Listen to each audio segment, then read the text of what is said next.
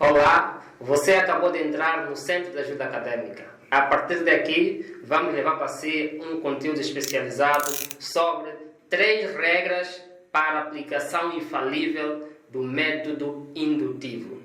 Certamente alguma vez já ouviu falar do método indutivo. Se calhar já utilizou na sua pesquisa, no seu artigo científico, por exemplo, na sua monografia, ou pretende utilizar. Então vai aprender aqui como saber que essas regras estão a ajudar que o seu objetivo seja alcançado. Também vai aprender com os exemplos que vamos dar neste vídeo de que formas é que pode temperar os métodos com as técnicas de recolha de dados. Fica até o final e verá as surpresas que temos para si.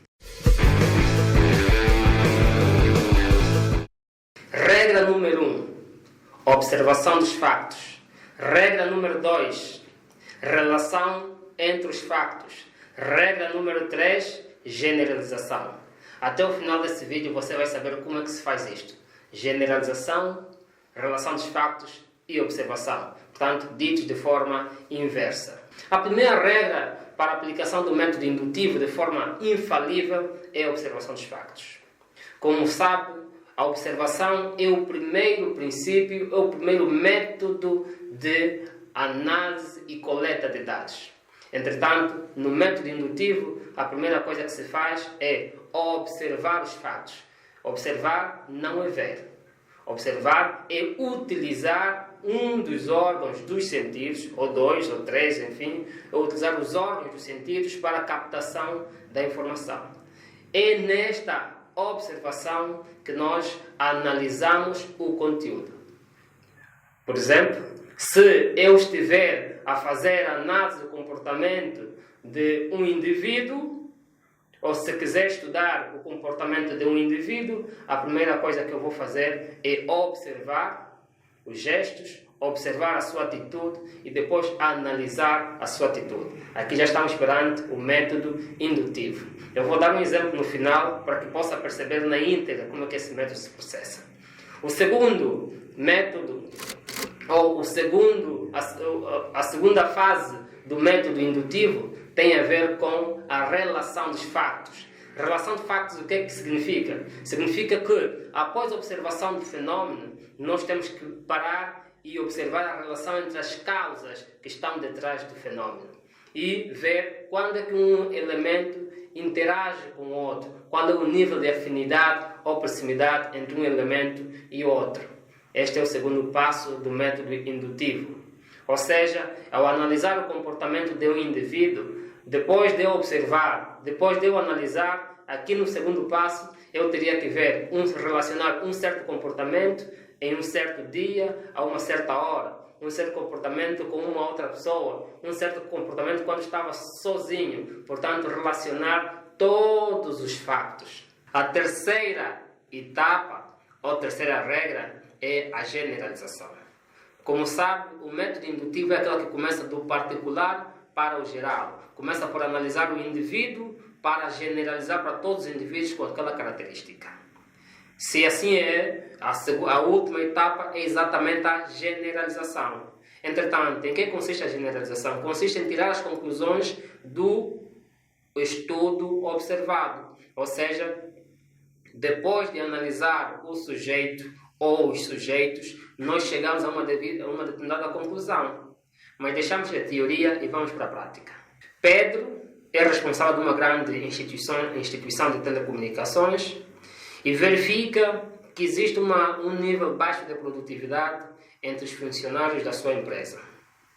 Preocupado, ele delega a você para fazer uma pesquisa e saber qual é a razão do baixo nível de produtividade da empresa. E você, caro espectador, acompanhante do Centro de Ajuda Acadêmica, pesquisador, recebe essa preocupação de Pedro, que é exatamente saber qual é o motivo fundamental que leva à desmotivação da sua equipa. Se optar pelo método indutivo, então os passos são: primeiro, observar funcionário por funcionário. Esta observação começa desde ver o comportamento dos funcionários, depois fazer perguntas aos funcionários, analisar as perguntas, as respostas dadas pelos funcionários. Aqui estamos apenas na primeira fase, que é a observação. A segunda fase é a relação entre os factos. É analisar a resposta de João, de Pedro, de Antônio, de André, que são todos funcionários.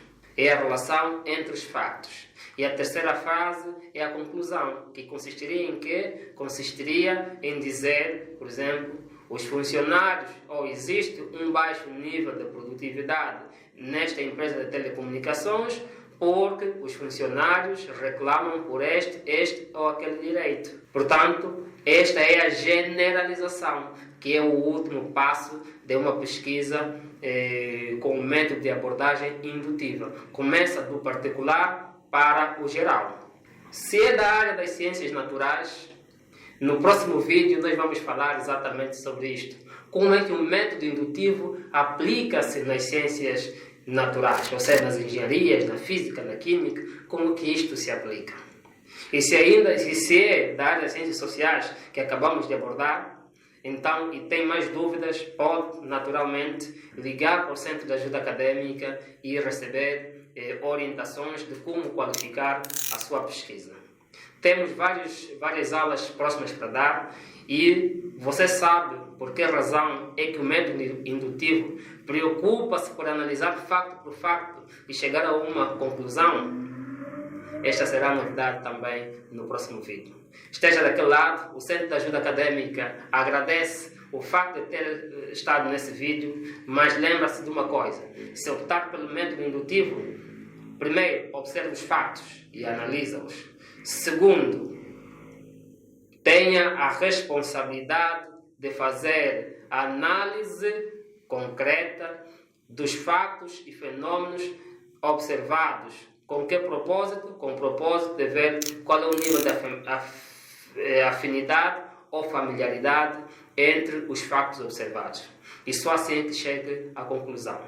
Não faça uma conclusão no método indutivo sem antes passar pela observação e a relação dos fatos. Seja excelente do princípio ao fim.